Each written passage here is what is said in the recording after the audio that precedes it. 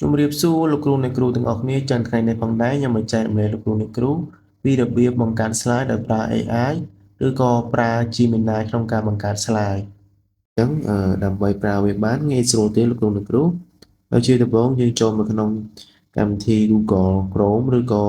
browser ផ្សេងៗដែលយើងអាចចូលបានណាបន្តមកទៀតយើងវាយពាក្យថា Google Gemini ដែលខ្ញុំបានបង្ហាញហ្នឹង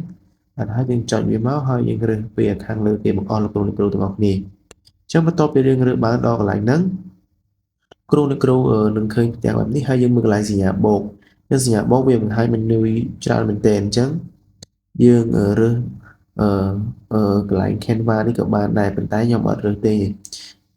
វាចង់និយាយថាលក្ខណៈវាស្តៀងគ្នាដែរចឹងខ្ញុំយកពាក្យថា upload file នេះមានន័យថាយើងចង់បង្កើត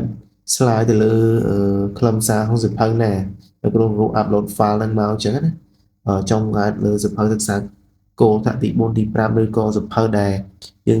ត្រៀមក្នុងការបង្កើត slide អញ្ចឹងយើង upload file មកប៉ុន្តែខ្ញុំអត់ upload ទេដោយសារតែខ្ញុំបានតម្លាក់វាក្នុង Google Drive ហើយអញ្ចឹងលោកគ្រូអ្នកគ្រូស្គាល់ Google Drive នៅGoogle Drive គឺជាកម្មវិធីដែលសម្រាប់ upload ឯកសារទុកចឹងខ្ញុំអាច upload នៅក្នុងអ៊ីនធឺណិតហើយចឹងខ្ញុំទៅទាញយកតែម្ដងតែបើសិនជាបងលោកគ្រូអ្នកគ្រូទាំងអស់គ្នាអត់បាន upload ចូល Google Drive ទេលោកគ្រូអ្នកគ្រូធ្វើការ upload តាមរបៀបដែលខ្ញុំបង្ហាញដំបូងគេអូខេអញ្ចឹងខ្ញុំទៅរកសៀវភៅរបស់ខ្ញុំសិនដែលសៀវភៅត្រៀមក្នុងការបង្កើត slide អញ្ចឹងខ្ញុំបង្កើត slide លើកញ្ចក់បណ្ដាលហត្ថទី1អញ្ចឹងកញ្ចក់បណ្ដាលហត្ថទី1គឺមានសៀវភៅ3ក្បាលសម្រាប់បង្កើតក្នុងភាគ2ខ្ញុំរើសៀវភៅជំនួយសិស្សមួយសៀវភៅសាគោមួយសៀវភៅណែនាំគ្រូមួយចឹងបន្ទាប់ពីបានមកខ្ញុំធ្វើការ insert ចឹងបន្ទាប់ពីបាន insert ហើយយើងនឹងមាន file 3នេះហើយជំហានបន្ទាប់ទៀតគឺយើងត្រូវការសរសេរ prompt របស់គ្រូអញ្ចឹង prompt គឺជារឿងសំខាន់មែនដែលយើងត្រូវបញ្ចូលវាអញ្ចឹងយើងចង់ឲ្យវាបង្កើតបែបណាយើងត្រូវសរសេរ prompt ប្រាប់វាឲ្យបានច្បាស់លាស់អញ្ចឹងលោកគ្រូបាទឥឡូវយើងនឹងសរសេរ prompt ទាំងអស់គ្នាសិនចឹងសម្រាប់ prompt នេះផងដែរលោកគ្រូអ្នកគ្រូគឺខ្ញុំផាសចូលតែម្ដងកុំឲ្យខាតពេកតែយើងសរសេរយូរដែរខ្ញុំសរសេររឿងលម្អិតមែនទែនលោកគ្រូអ្នកគ្រូដើម្បីឲ្យវា generate មកគឺត្រឹមត្រូវតែម្ដងបាទអញ្ចឹងបន្ទាប់ពីយើងបានសរសេរអីហើយយើងពិនិត្យហើយយើងចុចធ្វើការនាំចូលទៅលោកគ្រូអ្នកគ្រូទាំងអស់គ្នាហើយយើងចាំរយៈពេលបន្តិចទៅលោកគ្រូអ្នកគ្រូនឹង load មកឲ្យយើងឯងឥឡូវឃើញថា slide របស់យើងគឺបាន generate ហើយលោកគ្រូអ្នកគ្រូអញ្ចឹងយើងពិនិត្យមើលទៅតើវាស្អាតអត់អញ្ចឹងបាទខ្ញុំឃើញថាវាបង្កើតបាន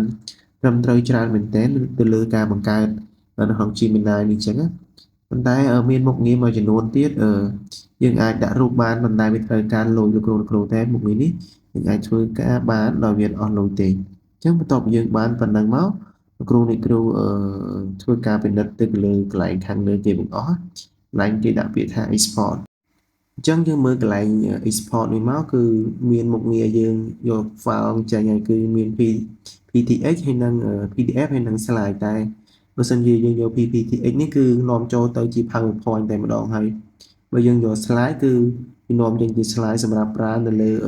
presentation ឬក៏ Google Slide អញ្ចឹងគ្រូអ្នកគ្រូអញ្ចឹងពីច្រើនខ្ញុំយក slide ដោយសារតែខ្ញុំចង់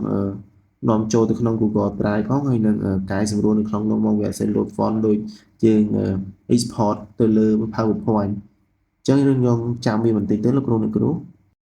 អញ្ចឹងឃើញថា slide របស់យើងបានរួចរាល់ហើយលោកគ្រូអ្នកគ្រូទាំងអស់គ្នាអញ្ចឹងយើងធ្វើការកែសម្រួលទៅលោកគ្រូអ្នកគ្រូបាទតាយើងចង់កែ toolbox អីមិនចឹងមកដល់កន្លែងហ្នឹងបើសិនជាយើងប្រើប្រាស់នៅ account Google Pro បាទអញ្ចឹងគឺងាយស្រួលតែយើងអាចប្រើឲ្យ Gemini វាធ្វើការកែកុនឲ្យយើងបានណាបាទកែកុនរូបភាពឬក៏កែ slide មិនបានតែបើសិនជាយើងអត់យើងធ្វើដែរអញ្ចឹងវីដេអូមានតែប៉ុណ្្នឹងទេលោកគ្រូអ្នកគ្រូបងប្អូនយើងជួបគ្នានៅវីដេអូក្រោយ